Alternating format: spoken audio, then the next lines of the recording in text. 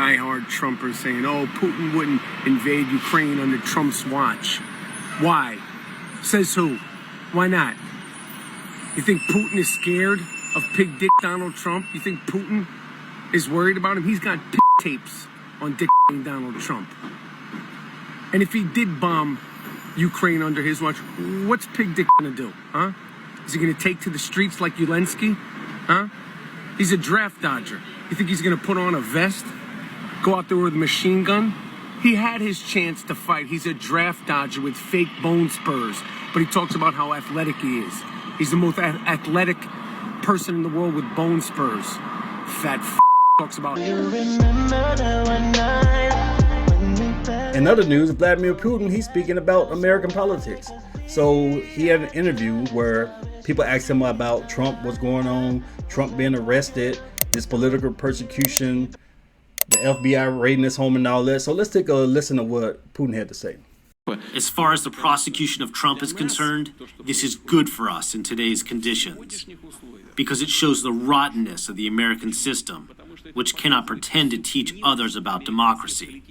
All that is happening with Trump is the persecution of a political rival for political reasons. And this is done in front of the public of the United States and the whole world. As far as the prosecution of... Yeah. So, I'm not a fan of Putin. I'm neutral on this whole thing. Not my issue, but all I can ask here is, where's the lie? So let's look at a couple of these comments. So Russia's on Trump's side. Is that surprising at all? So this is CNN, so you're going to find a bunch of leftist shills, a bunch of Russian-hating warmongers in this chat here because they've been brainwashed by the media. Got a couple of reasons people can't hate the man for speaking the truth. The word rotten should never come out of his mouth unless he's talking about himself. This, my friends, is the biggest pot calling the kettle black in history. Says the guy who actually prosecuted political opponents all his life. Don't be surprised when the GOP nominates Putin for POTUS. So these are examples of the left. This is the thinking of these people. And notice, they're not addressing what Putin actually said about the United States being a banana republic, the left turning the United States into a banana republic, dragging Trump from here to there, prosecuting a political rival, because they know it's true. They know they're doing dirty, scandalous stuff, but they're okay with it because they want to win. They want the decrepit old man to remain president. They want a senile old fool who they can control. And the left, they were always a bunch of shitbags, but recently they became a lot more radical. The people on the far left of this left-wing ideology, they're dragging the entire party to a very dark place. So when you see something like this, when you see what they're doing to Trump, trying to imprison him, some calling for his assassination, they're cheating and rigging elections because they used to think they were righteous and honorable, because they were saying, oh, George Bush is evil. He cheated in the election. He started a war. But Obama came in, had a kill list. He lied about who he is, his origin. His whole origin is suspect, but that's a different video. They're trying to prosecute Trump because they hate him so much. They've controlled speech because after 2016, they realized how critical sites like Facebook, Instagram were to elections, modern elections. So they've decided to take control of these places, which is why they were mad that Elon took Twitter. So they're silencing, censoring people, they're rigging elections, and they're okay with it because this is all they got. This is all they could do to win elections. And now these same people who are corrupt as hell, they're talking trash about somebody else.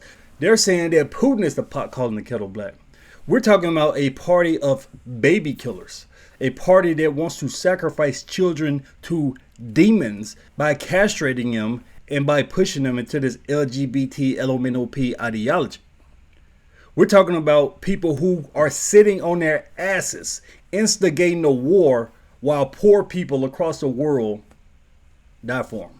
We're talking about the same party that if you look at their Twitter bios, all their comments, you listen to them talk, they always talk about Slava Ukraine. And they don't know the history. They don't know that it dates back to World War II, because you had a group of Ukrainians, Stefan Bandera and all of his followers, who didn't want to be part of the Soviet Union. They wanted Ukraine to be its own nation, and they were shields. They were working under Hitler and the Nazis, engaging in murder during the Holocaust. And these people, these leftists in America, sit here and chant Slava Ukraine, the same thing that these people chanted during the Holocaust.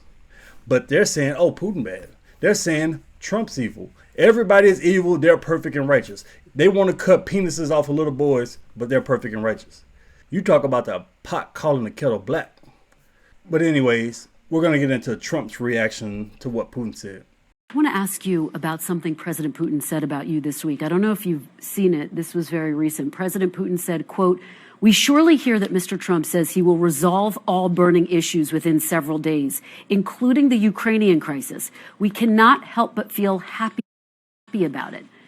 What do you make of that? Do you welcome his support? I like that he said that, because that means what I'm saying is right. I would get him into a room, I'd get Zelensky into a room, then I'd bring them together and I'd have a deal worked out. I would get a deal worked out. It would have been a lot easier before it started. Essentially, for 4 years, I kept them from doing anything. Because you know what? I will tell you this. I've never said this. Ukraine was the apple of his eye. I said, don't ever do it. Don't ever do it. He would have never done it. But again, oil prices. He wouldn't have done it because of me, but oil prices. The prices were so high that he had so much money. So he had all this money to prosecute the war. The one who drove up the prices was Biden. Given that President Putin has bombed maternity wards, 20,000 kids kidnapped from Ukraine by Russia, mass graves. Yeah. Do you welcome his support, his all but endorsement? Look, I had a very good relationship with him. Yeah, this is all full-blown propaganda from Western media. It's Russia hatred type media. They're shaping the minds of the American people with lies about what's actually going on. So I advise people to really dig deep into what's actually going on, because they're creating this thing saying Russia bad, Russia evil, Ukraine is good, Ukraine is the greatest place in the history of Earth. Even though before this whole thing popped off, we all knew that Ukraine was one of the most corrupt countries in the world. So she's over here just doing what they're paying her to do, which is to push propaganda about the war so they can continue to fund it. They can continue to send billions of dollars over there so they can get these kickbacks. The military industrial complex, they're getting paid. They're giving kickbacks to politicians. The media is in on it. The whole DNC is in on it. And yet nobody was tougher on Russia than me. I stopped Nord Stream 2. You never heard of Nord Stream 2. That was the pipeline until I got involved. I said Nord Stream 2, people that were sophisticated, military people and political people, never heard of Nord Stream 2. I had it ended. The pipeline was dead. Biden came in and he approved it. There was nobody tougher than me with Russia, and yet I got along with Putin. Let me tell you, I got along with him really well. And that's a good thing, not a bad thing. He's got 1,700 nuclear missiles, and so do we. But look, that's a good thing. Getting along is okay, but I got along through strength. And the war would have never happened. The war would have never happened. Now what's happened? It's so bad. The oil price is so high. It's hard to get it stopped. The oil price is so high. When he goes above $50 and $60 a barrel, he makes a lot of money on the war. Now, it's a humanitarian thing. It's a lot of different reasons, but I will get that war stopped. So now you see how Trump reacted, and he's saying, oh, yeah, I'm glad Putin said it. So the rhinos are out in full swing attacking Trump. They're saying, yep, Trump is Putin's lackey. Trump is in bed with Putin. Trump is afraid of Putin, and Putin is controlling the whole thing. So if Trump ever comes back in power, it'll be Putin deciding the fate of the United States. Let's see what a couple of these rhinos had to say about what Putin said and Trump's reaction. Get it straight. Trump is under indictment because of his conduct. He played with fire and is getting burned. Former New Jersey Governor Chris Christie, a fellow presidential candidate, wrote on X, formerly Twitter, and now his best buddy is coming to his defense. If you're on the same side of Putin, you might want to rethink your position. Putin has now officially endorsed the Putin wing of the Republican Party, wrote former Representative Liz Cheney, a longtime Trump critic. Whatever happened to her? Didn't she spend a year being a lackey for the Democrats and then got obliterated in her re-election campaign, and the Democrats threw her out like hot garbage? Putin Republicans and their enablers will end up on the ash heap of history. Like you? Isn't that where you are? Patriotic Americans in both parties who believe in the values of liberal democracy will make sure of it. Yeah, well, we got some Trump haters. These people, they don't understand that the party has shifted. We no longer have these warmongering neocons who are going to run the Republican Party. So the Senate actually defended Donald Trump in this whole thing. He had a very, very strong Russia policy, DeSantis added. He actually provided a lot of support, defensive support for Ukraine. And so I think that the idea that somehow he wants to be buddy-buddy with Putin, I know there are circles that say that, but I don't really see it as being the case. I think he's being strong.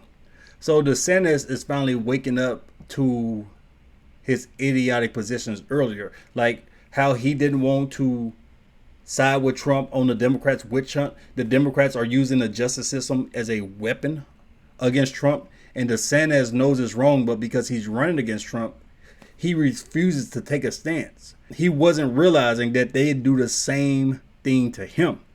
But at least he finally made a common sense position, because we know what's going on here. The warmongers and the rhinos, the neocons, they would love for this thing to continue forever. They would love for the American people to think Putin bad, Ukraine good. Let's give some money to Lockheed and Boeing and Raytheon and keep these people dying over there in Eastern Europe forever. As long as they can line their pockets, that's what they're going to think. And the American people, they're going to decide on this. If you look at the polls right now, Trump is dominating. People knows his stance on this whole war. People knows what he says about Putin. And American people can see through all this rhino noise, all this garbage, and how the left is trying to smear him as being anti-American. Hey, before you go, hit that like button, hit the subscribe button, share the video. Thank you for watching.